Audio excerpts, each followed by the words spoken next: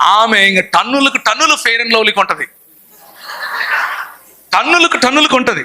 లేనిపోని fair and లవ్లీలు, లేనిపోని క్రీములు అన్నీ కొంటది. ఎందుకు అని అంటే వాళ్ళ నాయననో వాళ్ళ అమ్మనో వాళ్ళ ఫ్రెండో ఎవరో నీ రంగు బాగలేదు అన్నారబ్బా.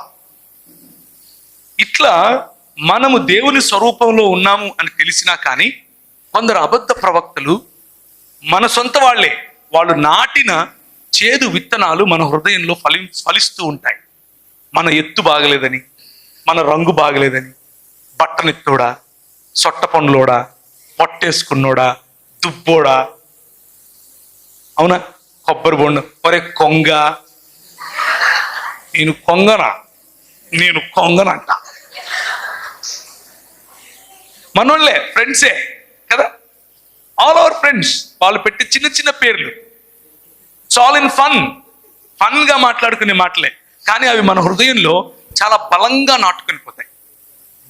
నాటుకొని పోయి మనల్ని వెంటనే విడిచిపెట్టి